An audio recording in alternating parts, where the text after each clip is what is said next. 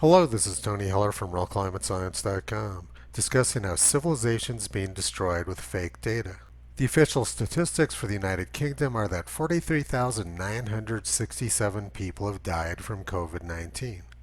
But according to the Office for National Statistics, between the 28th of December last year and the 11th of September this year, there was only 25,472 excess deaths in England. To put this number in perspective, that's about the same number of people as died from the flu in England during 1989. And it's much less than the claimed number of COVID-19 deaths in the United Kingdom this year. The United Kingdom is more than just England, but the vast majority of the UK population is located in England.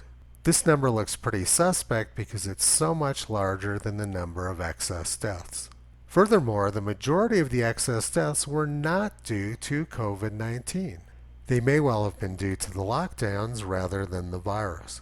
It's pretty difficult to believe that this number is credible, but it's being used to justify all sorts of government tyranny. The mask mandate in the United Kingdom has been a complete disaster.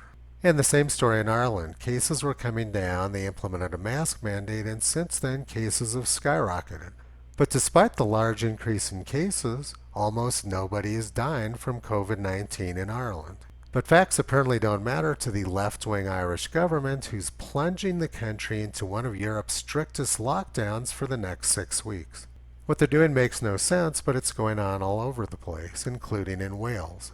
Over the weekend, the Cabinet of the Welsh Government met to continue our discussions about a time-limited fire break. A short, sharp shock to turn back the clock, slow down the virus, and give us more time. So Wales is going into a 2-week lockdown, which is exactly the same fake story which the government was saying 30 weeks ago. They'll repeat the same 2-week lockdown lie over and over again for as many times as they can get away with it. They have no plan, they have no clue, and they have no understanding of science. Sweden, on the other hand, did take a science-based approach with no lockdowns, no mask mandates, no border closures, and no descent into tyranny. And Sweden's having one of their lowest total death counts of the past 30 years. Sweden is unique among nations actually using science. Let's take a look at France. Since they implemented their mask mandate, cases have skyrocketed. A few weeks ago, Italy implemented an outdoor mask mandate. That really did the trick with skyrocketing cases. Here in the United States, President Trump is trying to do the right thing, but he's only now starting to get some decent information since he brought Dr. Atlas onto his team. Dr. Atlas tweeted this morning. History will judge today's faces of public health and their media friends harshly. The only solution, vote like your life depends on it. The country, the world is at stake. He linked to an article pointing out how big tech is censoring any accurate information about coronavirus.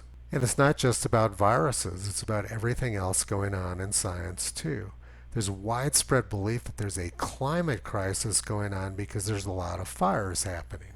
But burn acreage in the United States this year is scarcely different from normal and much lower than it was prior to 60 years ago. I posted this graph on Twitter earlier and got massively attacked by people from the left screaming at me for using accurate data.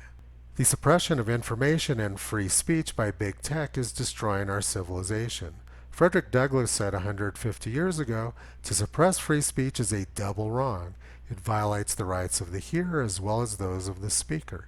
It is just as criminal to rob a man of his right to speak and hear as it would be to rob him of his money. And that is the state of big tech, and that is the state of government and the press in the world today. Toto is bringing this information to as many people as possible. You can visit him and Kyrie on the web at realclimatescience.com.